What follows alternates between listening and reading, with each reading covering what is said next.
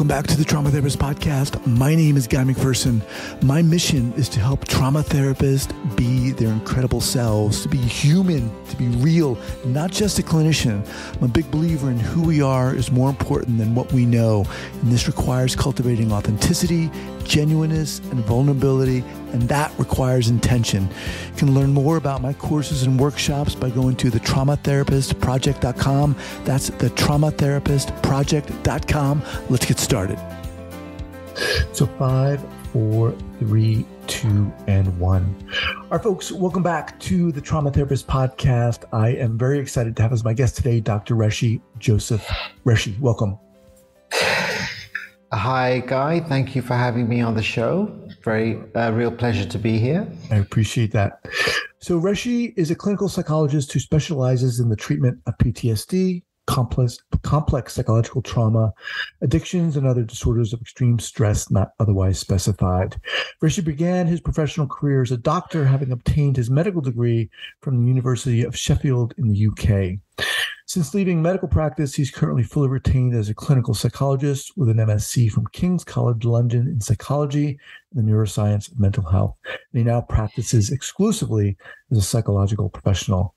His work experience includes working within the criminal justice system in Singapore as part of the prison psychiatric team, treating individuals with a wide range of serious psychiatric illnesses and severe personality and behavioral disorders. More recently, he has spent time working in the private sector with the Cabin Addiction Services Group as a substance abuse and trauma therapist at Asia's largest inpatient rehabilitation center in Chiang Mai, Thailand. Reshie, welcome to the podcast. Wow, I've read that before, but to hear it actually read back to me, it's a bit of a mouthful, isn't it? It's a pleasure to have you on here. I'm excited to get into this. Before we get going, share with our listeners where you're from originally and where you are currently. Okay, so I was born in Singapore to a Sri Lankan father and a Singaporean Chinese mother. And I spent my early education in Singapore. And then I went to England to boarding school, finished my education in England, and then went on to university to medical school in England. And graduated medical school, started practicing as a doctor, and that's really when the wheels started to come off. And here's one of the difficulties we have with the education system, I think, which is that if a child is getting a 4-point GPA in your system or all A's in our system, that child is considered perfectly normal. They don't look any closer at that child. Mm-hmm. They don't see what's going on with that child. I realize now that even a cursory glance at me would have revealed that there were severe abnormalities in my behavior that any half-baked counselor would have picked up on. Which is what? Such as isolating, odd self-soothing behaviors like tics, bordering on Tourette's,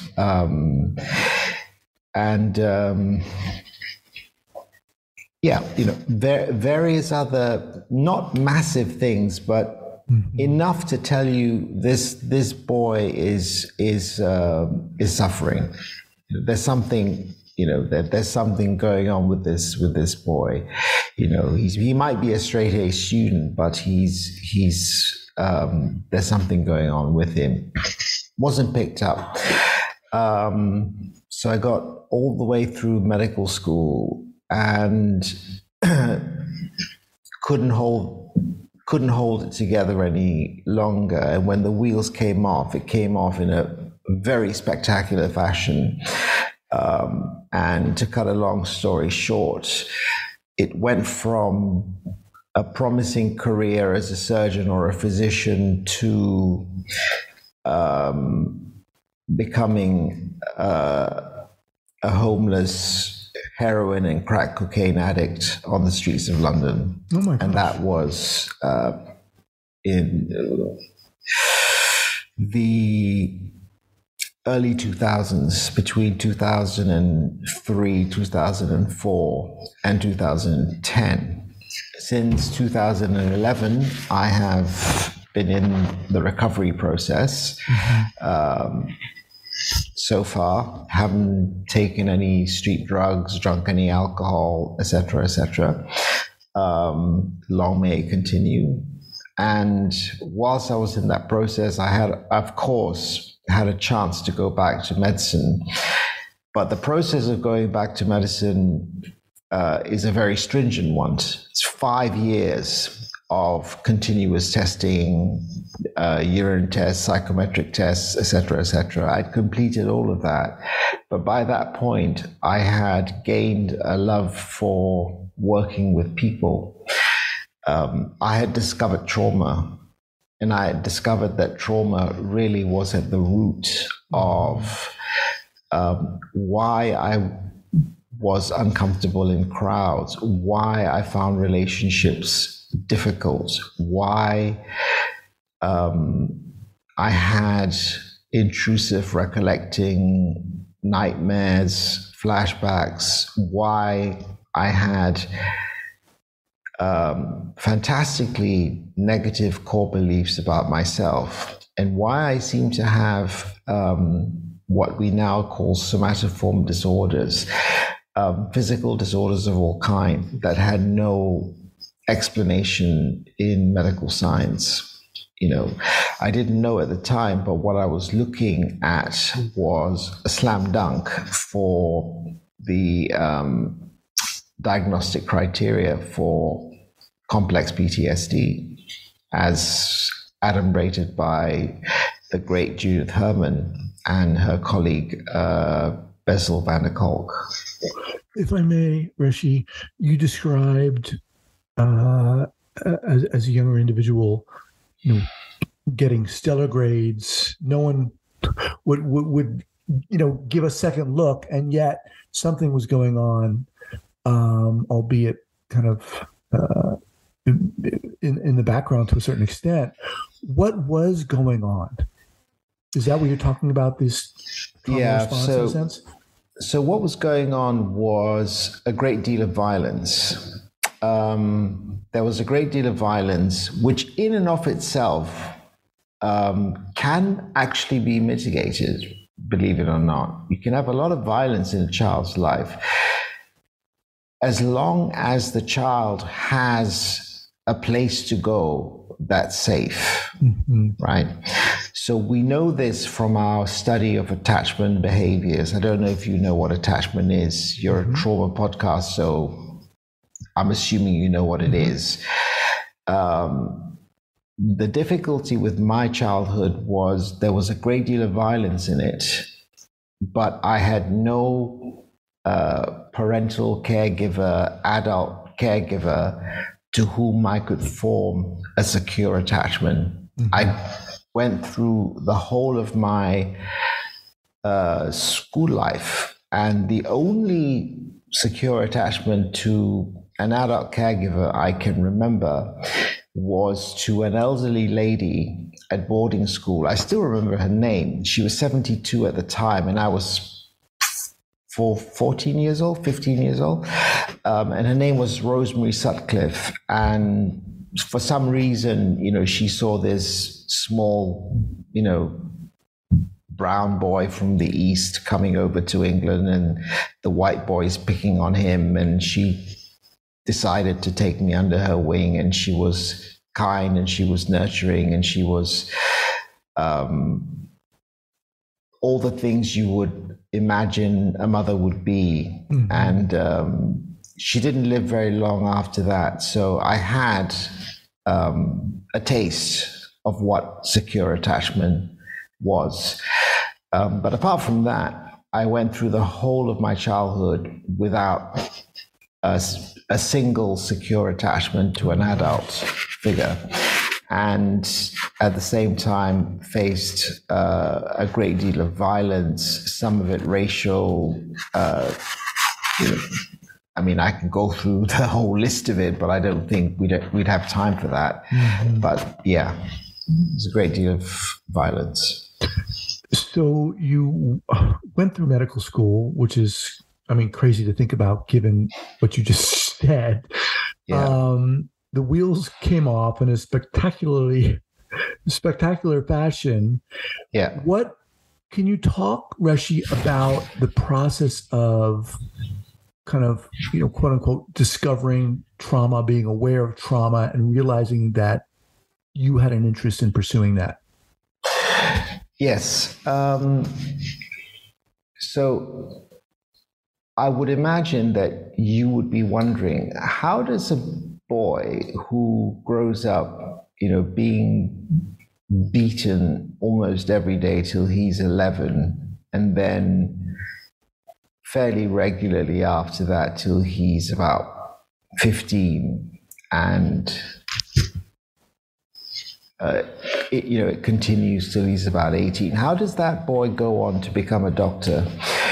And I'd learned this fabulous trick, and this fabulous trick is called dissociation, which is the ability to split one's mind from the emotional component, right? So every memory we have has a cognitive component and an emotional component. This is vastly oversimplifying it, but if I asked you, for example, what you had for dinner last night, you would tell me I had roast and vegetables or whatever. So that would be the cognitive component, but you would also have an emotional component. Mm-hmm. You would remember how you felt. You were with friends, you were with your partner, it was a pleasant experience. That's the emotional component.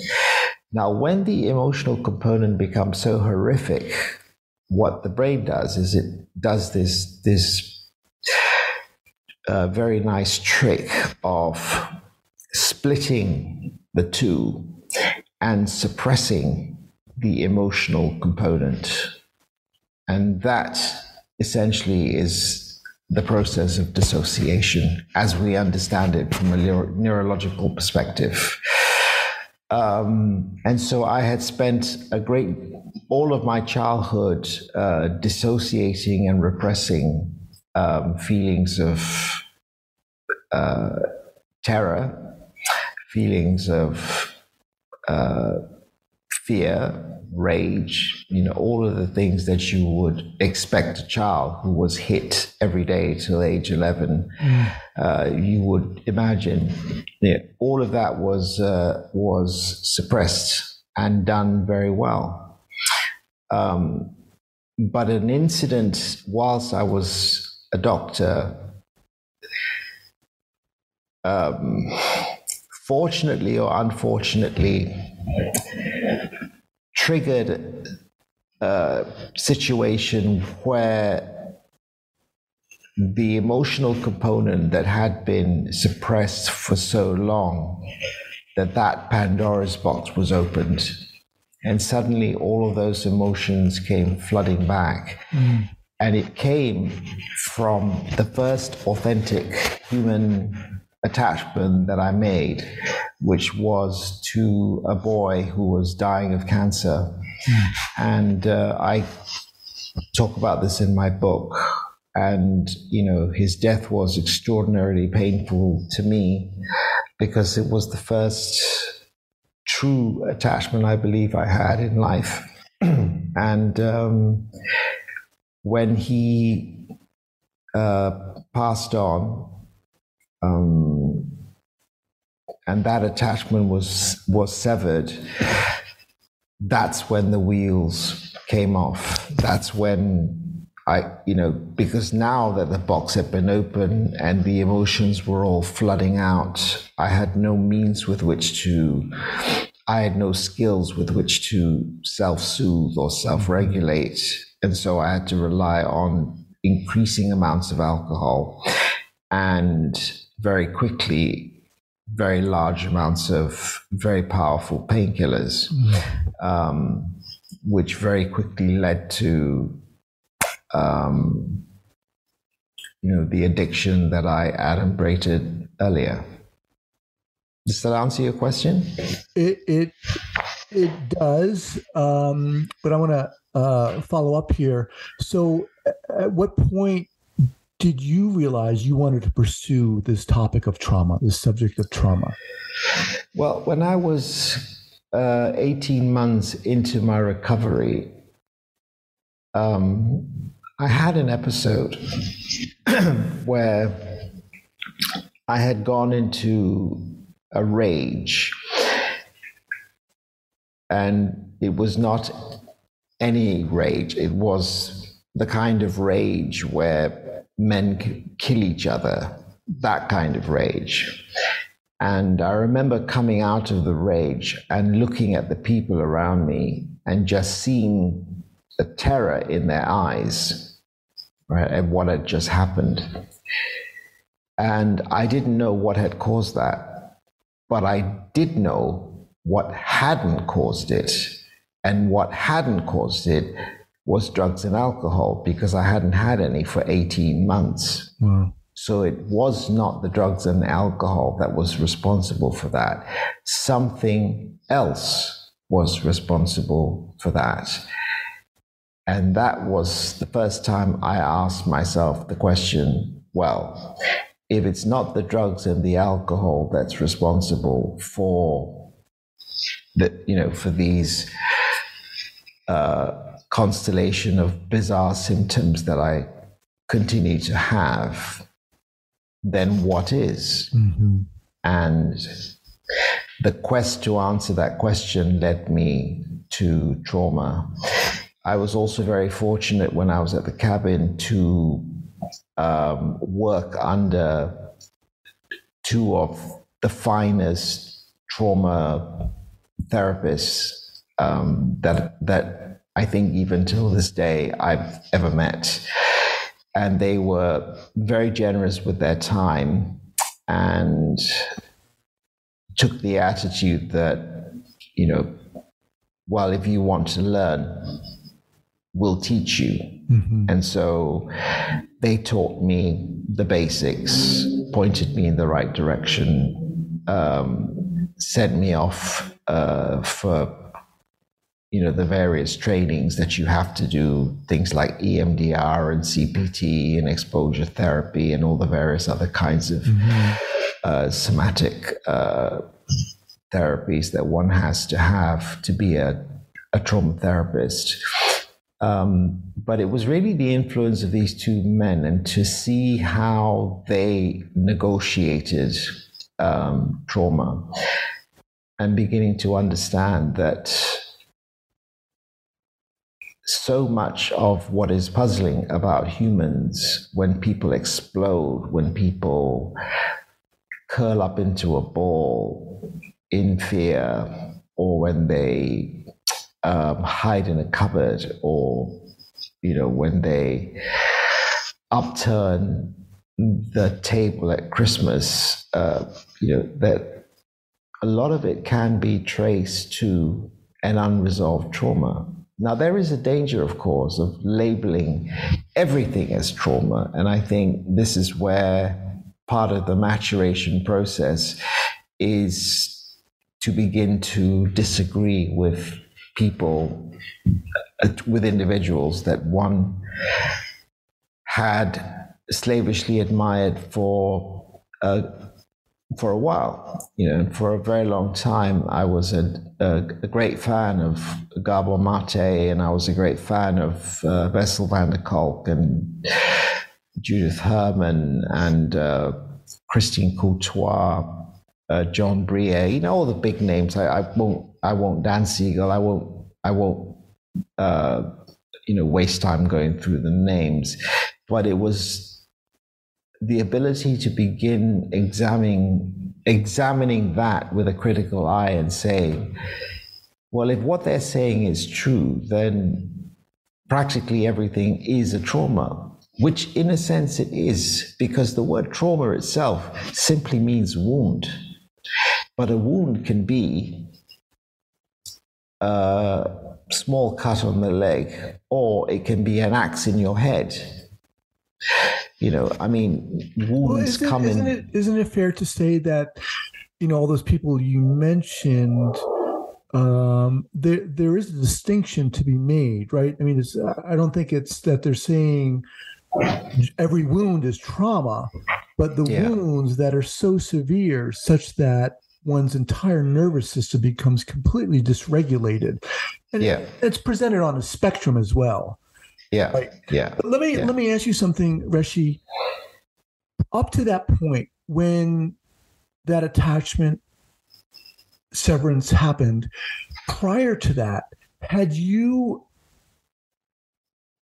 understood trauma? Had you ever thought to yourself, my God, I've had this experience growing up, beaten every day?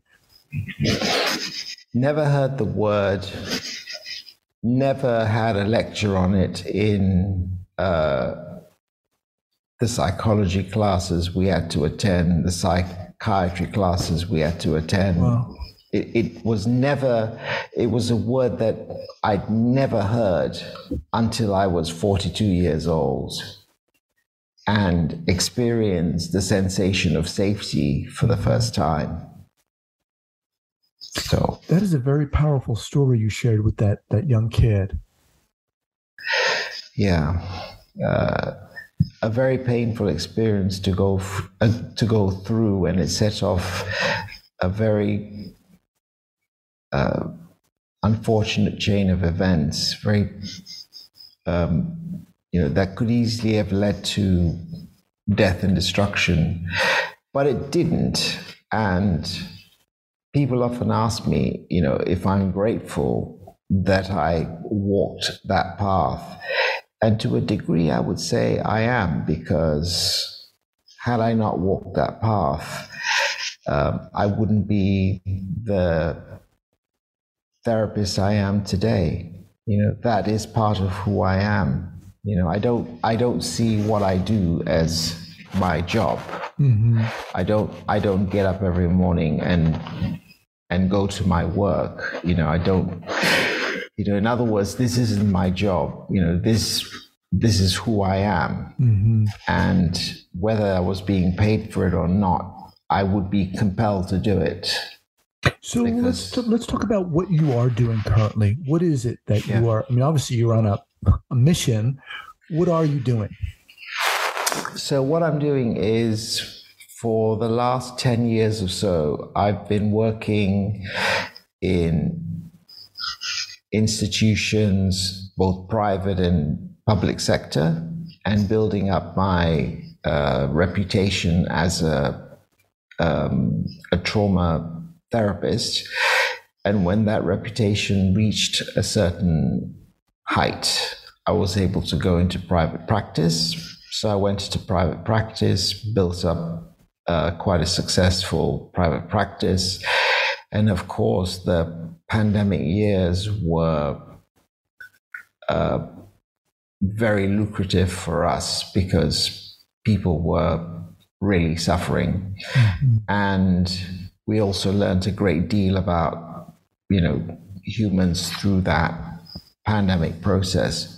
What happens to people who have no history of any kind of psychological illness, and you apply an extreme stressor on them, which is essentially what trauma is. It is a disorder of extreme stress. When you apply an extreme stressor on them, what's the result? Well, the truth is we don't know. We've only just come out the other end, and there are questions as to whether we've actually come out the other end. So right. There are more questions than there are answers. So what I've set myself to doing is, rather than working with individuals one at a time, which allows me to take them through the 4 stages of treatment and go in depth, and do a thorough exploration of their suffering and be able to help them to heal from their trauma.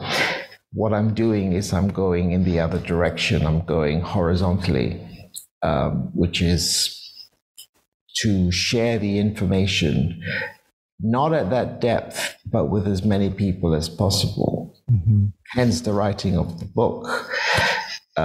This is the first year in 10 years where I've done the least clinical work. Normally my clinical list is completely full with a waiting list behind it. But this year I've deliberately taken on much less clinical work so that I could devote it to writing this book, getting it published, getting it right, and writing it in such a way that is accessible to the man in the street. And as I say on the back cover of the book, what's the name of the book, Reshie? The name of the title of the book is A Beginner's Guide to Trauma. Okay. Yeah. So it gives you the basics. It talks about the brain science, who gets trauma, why do they get it, what causes it, what happens in the brain when they get it, why do they react the way they do, what can be done about it, right? That's the first part of it. I've also been extraordinarily fortunate to have a young lady who has allowed me to publish 4 of her therapy diary pages, unexpurgated and unedited, in the middle of the book. This is the closest you will get to a fly on the wall of someone going through the reprocessing of trauma and what is going through their mind. And she's kindly allowed me to publish this book. Sorry, these 4 pages. As we were reprocessing her trauma, she was at that stage. So that divides the book from the first part, which is about answering the basic questions about trauma, what it is, how you have it, etc. And then the second half of the book, I expand the topic into the controversial areas. So, for example, is Big Pharma the cause of the opioid crisis? I asked that question. And I take a position that I know I'm going to have to defend, because my answer to that is no, they're not the cause of it. I expand the discussion to include the importance of the somatic therapies and their development because of the way trauma affects the nervous system. It affects one very specific aspect of our nervous system called the autonomic nervous system, and you can't get to that entirely through talking. There has to be movement, and there has to be some form of somaticization in the therapy if you are to get to it. I'll give you an example. I was working with a young lady who had been a victim of rape, and like me, she was very bright and completely dissociated from the emotional horror of what had happened to her. When she was telling me the details of the rape, it was like listening to a newscaster just reading, off a script. As I was just filled with horror, she had no emotions to it. So I got one of my somatic therapists, in my team. I brought one of them in and I said, look, can you do some work with her and see if you can gently, open her up gently, so that I have something to work with. And they started, not much happened. And then there was one session where the somatic therapist, who's very often also a yoga therapist or a yoga teacher, put her in a position where her face was on one side and her legs were in a certain position. And that was the position that the man had her in when he raped her. He slammed her face on the floor in that position and bent her legs in that way.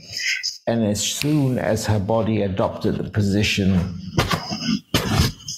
the floodgates opened, and I had a very frantic call from a somatic therapist saying, you need to get your ass over here right now because I've done my bit, and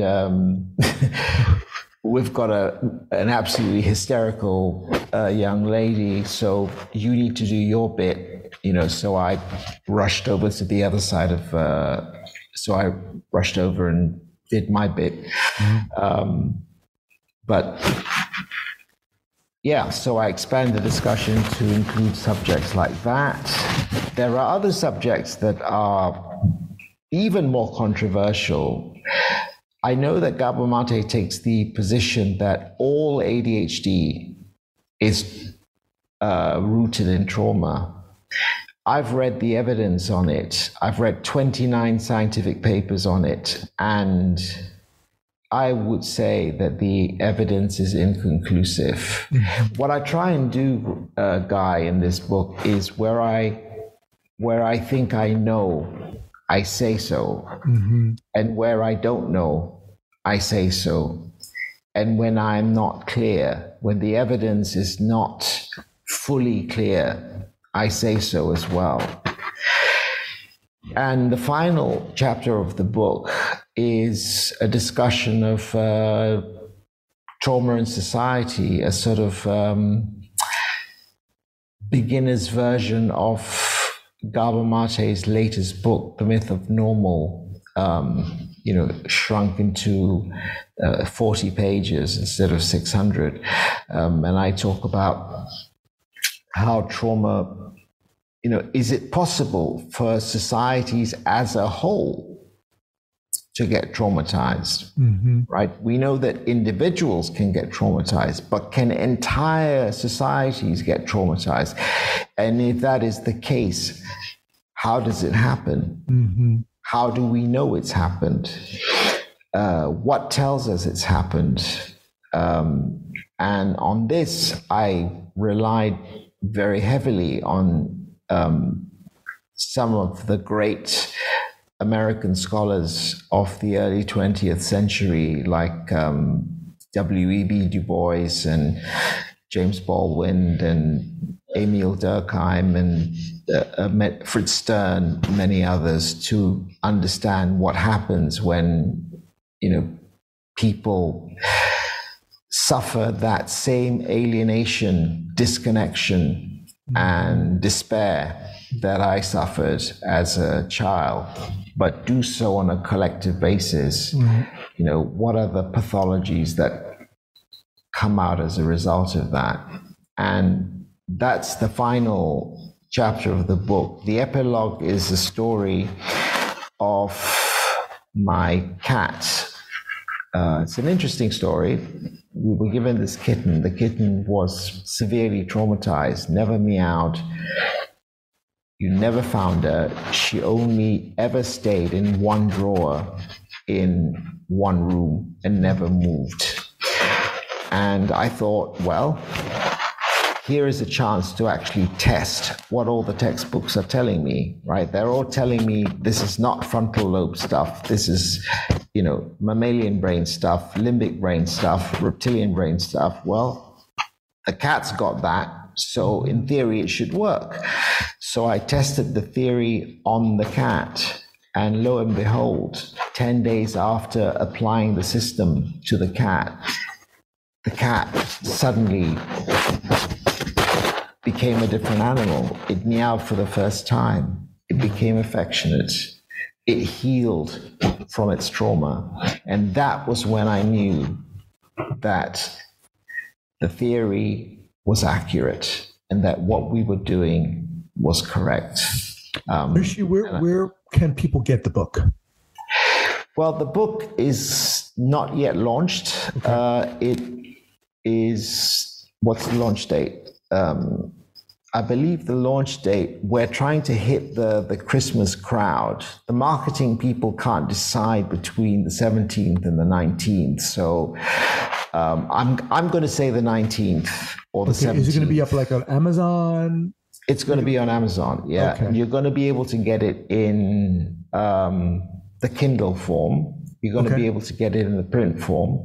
Okay. And you're also going to get it in the audiobook form, which is myself reciting it. Oh, great. And I just like to say that I read solidly for 13 hours and lost my voice as a result of that. You know, such is my commitment to the cause.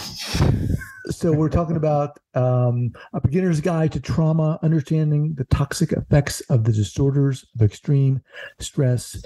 We'll have that linked up at the show notes page here at the traumatherapistpodcast.com. We'll have your website up as well. And what is, as we kind of close out here, Reshie, what's the best way for people to get in contact with you? The best way they can get in contact is via my website. If they go to my website, which is livingfree.today. Okay. Very easy to remember. There's a number there that takes them straight to my personal assistant, who will get back to them within 24 hours. There is an email address that they can email if they would prefer to do that. So if they wish to get hold of me, and I work with clients from all over the world. So, I'm given that we now have this telemedicine and, Zoom platforms. I'm not inhibited with countries and borders. We now live in a borderless world, essentially. A doctor can perform an operation in India from America. I mean, it's mind-boggling. So, that's livingfree.today. Today, yeah. Livingfree.today. Reshie, I want to thank you so much for coming on here and sharing your story. Very inspiring. I appreciate you. Thank you, sir. Thank you very much. And I was just wondering if I might ask a question of you. Yes. Would I be able to get a recording of this podcast? Would that be possible? Yeah, of course. Yeah. I would like that very much, just to have it. All the podcasts I've done, I have in a data bank. Of course. And this one is a particularly important one, given, the individuals you've interviewed in the past, and I won't elaborate too much, but it's one that I would really like to have for posterity, and to be able to use if I felt I needed to. Definitely. As soon as I get it edited, we'll get you a copy. Thank you very much, Guy. You. All right, sir. Thank you. It's been such a pleasure talking to you, Guy. I don't know if I've answered all your questions succinctly. I don't know if I've given you the information in a clear and succinct way. I hope I have, anyway. You certainly did. You did more. Well, thank you. I appreciate it. We'll be in touch. It's been a real pleasure talking to you, Guy. Thank you for having me on your podcast. You are very welcome. Take care, sir. Yeah, and you.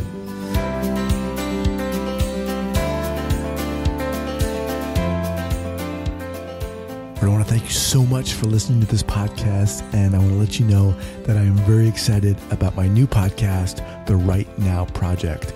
The Right Now Project is about healing.